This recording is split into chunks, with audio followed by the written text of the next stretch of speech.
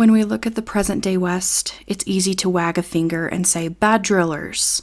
But I wonder, where does our recreation culture fit into the West's overall economic and environmental picture? Are we helping or hurting? Is the beauty of our public lands just another resource to exploit, like natural gas, gold, silver, oil, or uranium? I traipse through our public landscapes peppered with abandoned uranium mines, and all of the weird feelings, crackling like electricity, a hum below the surface. Maybe it's the exploitation of the miners, often native people. Maybe it's the radioactive rocks I hold in my palms.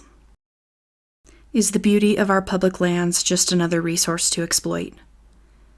In Thoughts on a Dry Land, Wallace Stegner wrote, "We are in the danger of becoming scenery sellers, and scenery is subject to as much enthusiastic overuse and overdevelopment as grass and water." We're there. We are scenery sellers.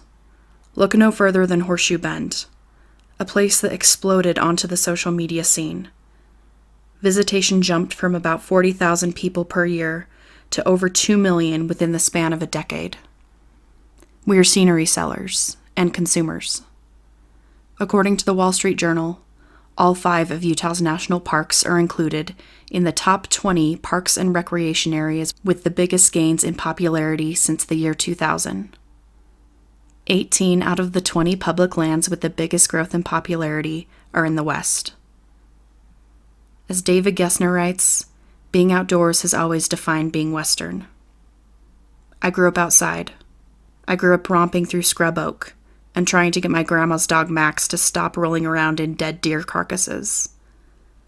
Being outdoors wasn't recreation. It was just where we lived. But now, with our selling of scenery and recreation culture, towns like Bozeman, Montana, Moab, Utah, Sedona, Arizona, Telluride, Colorado, and Whitefish, Montana are experiencing or already have experienced what Stegner called the enthusiastic overuse and overdevelopment of land. The epitome of exploitation of beauty. Moab, for example, has surpassed its carrying capacity, according to the landscape and the septic systems. I follow a lot of artists and activists who call Moab home, only 2 of which are originally from Moab out of dozens.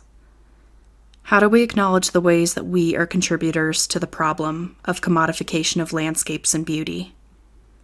The vast majority of residents in these towns like Moab, Bozeman, Sedona, Telluride, and Whitefish are white and have enough privilege to live there, or have enough privilege to scrape by there.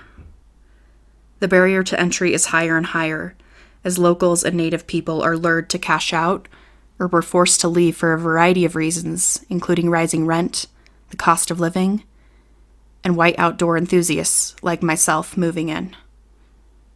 For several years, I've been afraid to show the canyons I've crawled through, the rock formations and swirling sandstone walls that have made me ugly sob.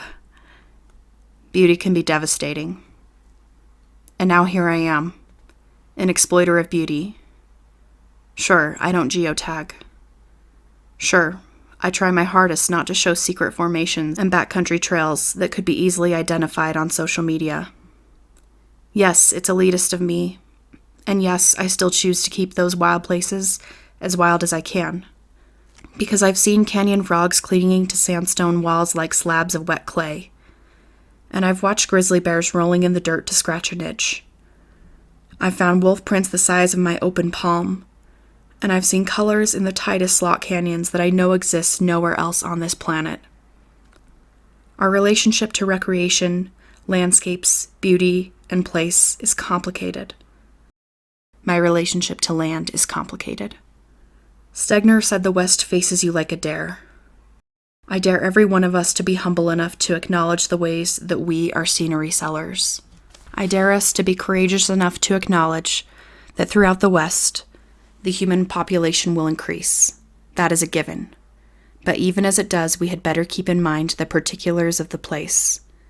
There are landscapes in the West that are naturally ornery, and ask, in all but words, to be left alone.